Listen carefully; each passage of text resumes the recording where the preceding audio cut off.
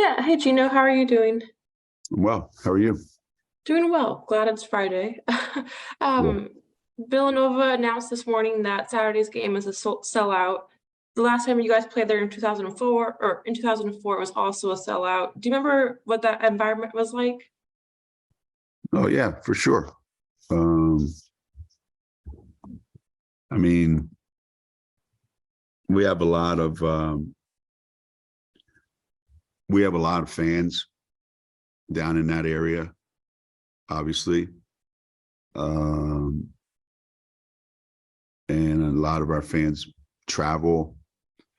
But the big thing is that Villanova is really, really, really good. They're fun to watch. They've got a great All-American player. So I think the combination of those two is, a big part of the sellout. And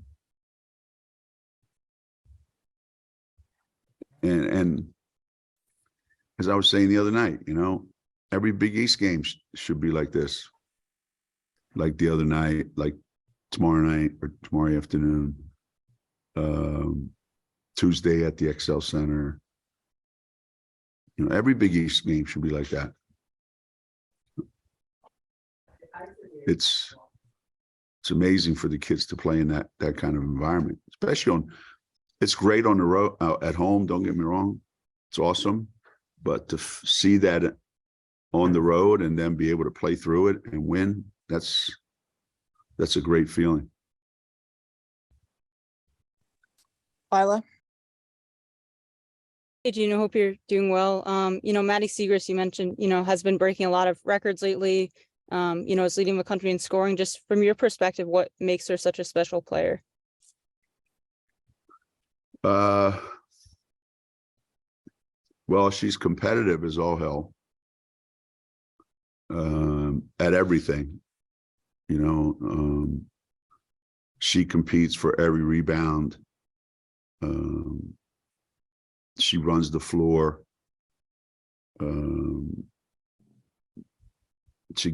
She tries to get fouled and does a really good job at it. Shoots a lot of free throws. She can score just about wherever she decides she wants to score from, and makes just enough threes that you have to guard her there as well.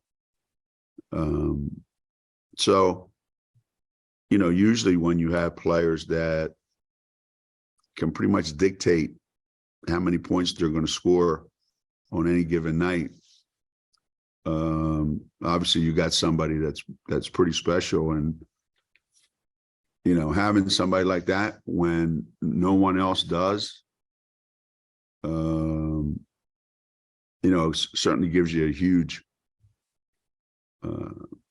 huge edge in a lot of areas.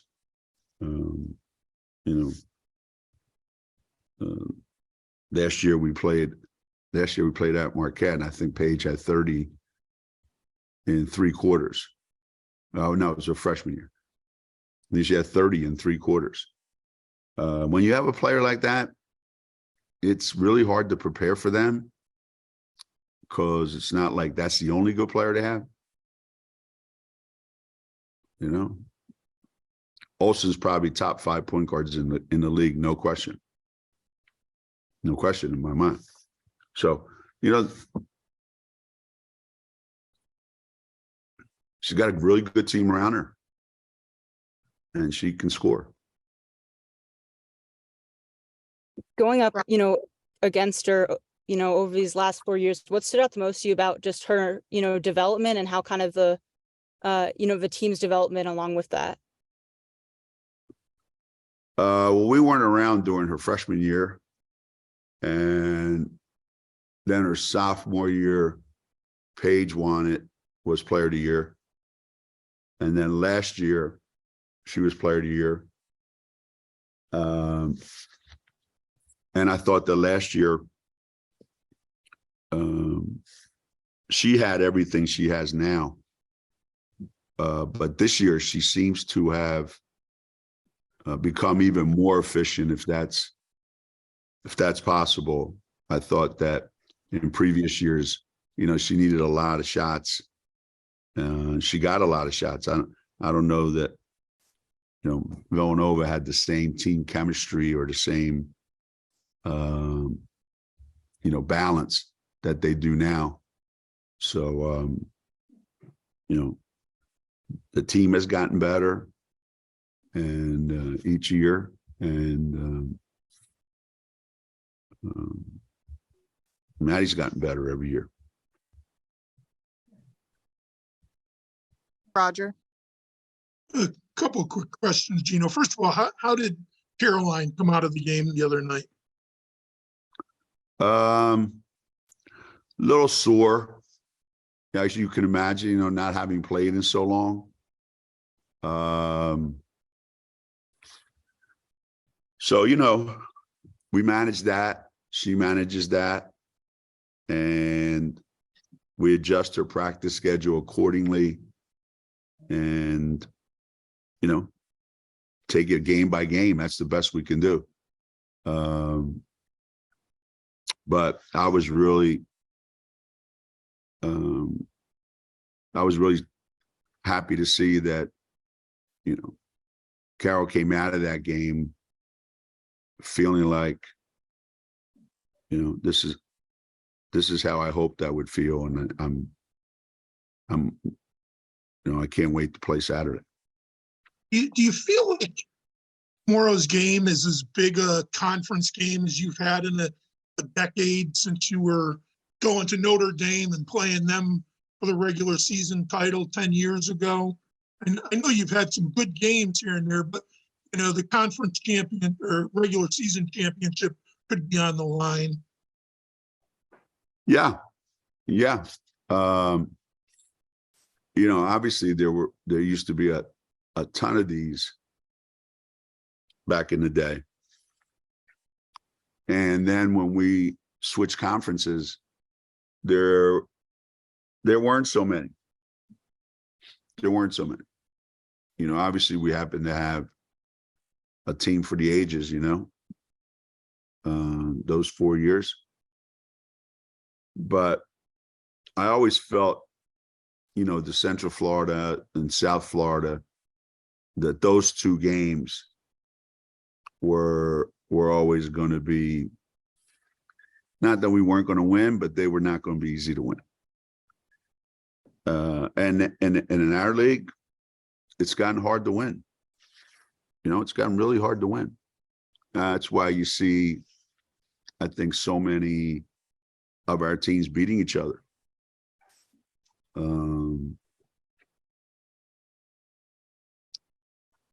Marquette beats us, and then I think they had a 1-point win over Providence, I think.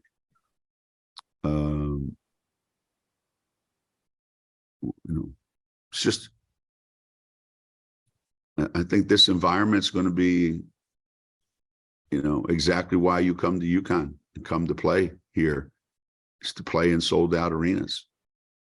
So it's going to be pretty wild for sure. Carl. Where do you think the progress has been made in the Big East since UConn returned? And how fortunate do you feel to be in this conference, considering conference realignment and what happened to the American with, Cincinnati, Central Florida, Houston leaving? Yeah, we were very fortunate. I think we did it at the perfect time that it needed to be done. Everything about being in the Big East is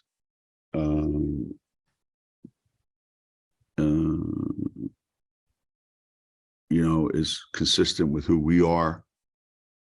And we play the schools that we've had long-term rivalries with. What I've noticed, well, first of all, they were pretty good before we came back. You know, they were getting 3 or 4 teams in the tournament on a regular basis, I think. They have played against us now for 3 years, I think. So they're starting to get a feel for how we play. And in the recruiting process, having us in the league, I've noticed the players coming into the league from the portal are at a much higher level than I ever remember before. There's something about, you know, playing in our league now, you know, and I think we've got some players that are going to be really good pros in our league. To follow on, Go ahead. following something off topic, you had 8 of your players named to that athletic director's honor roll for getting a 3.0. Dorka had a 4.0, and all 5 international students were on that list. What do you say? You know, what are your feelings about that? You know, majority of your team does quite well academically.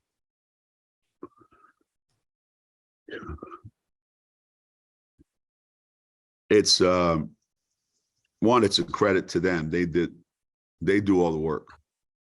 You know, they're driven, they're motivated, they're conscientious about it. It's important to them.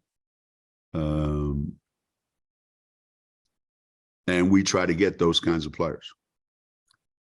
Those kinds of kids, actually, or players that have that as a huge priority in their 4 years in college, rather than, you know, what's my NIL, you know, what are my, you know, what does my apartment look like, you know, all the other stuff.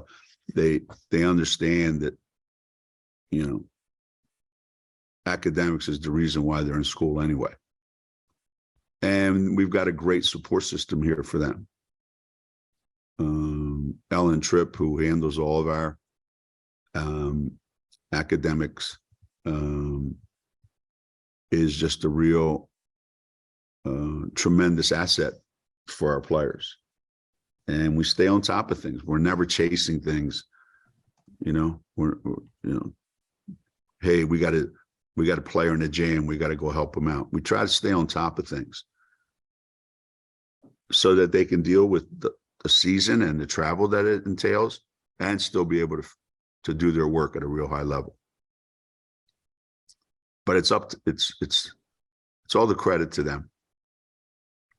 You know, that's the kind of kids they are. And I'm not surprised the international kids. You know, that's, you know, a huge priority in every country over there. You know, every country. And I'm not surprised they come here prepared for what's here. Jim? Geno, you've talked about, it's pretty obvious that the team is tired, has gotten tired because of all the injuries and all the short bench. I was wondering if you could give us some insight into why the 3 players that have been kind of sitting on the bench mostly, Inez, Auriemma, and Tiberi, haven't been playing. Kind of more as part of the rotation, trying to get some of that just some time off for the starters. Well, there's a lot of factors that go into that. You know, each game we go into, I want to do it, and I keep talking to them about it.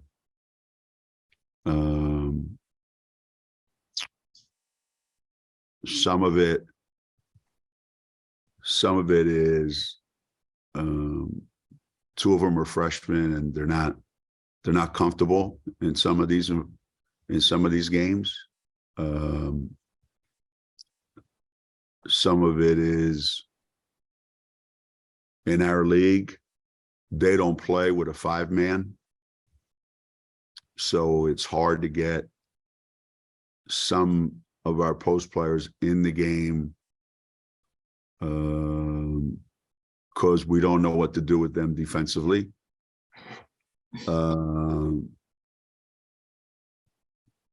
And most of the time that we play, you know, since all of our injuries, our biggest problem has not been, you know, defense, but it's been scoring. And none of those guys bring scoring off the bench. So, yeah, I need to do a better job going down the stretch now of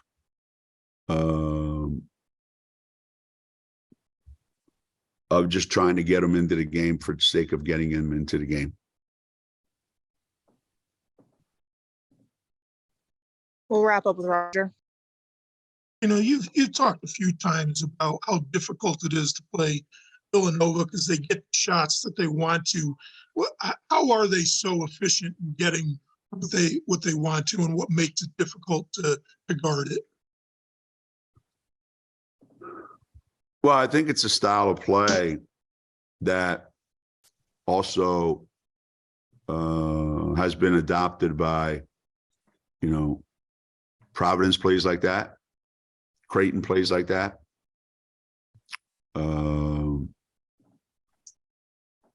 Butler plays like that.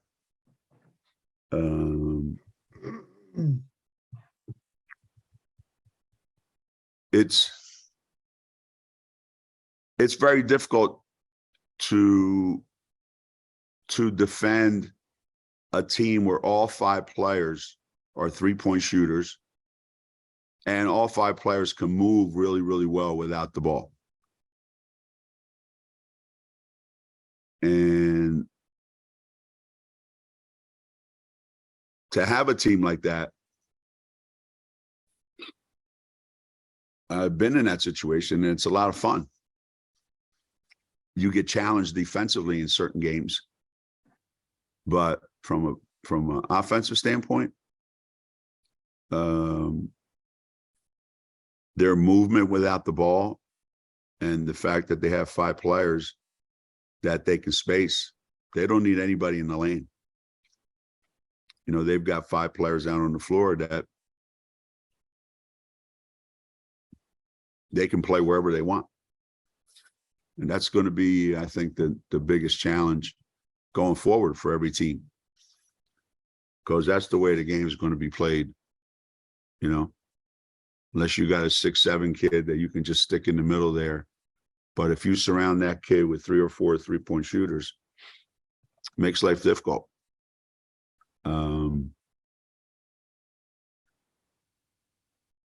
It's at one time, you know, when we played like that, they played like that.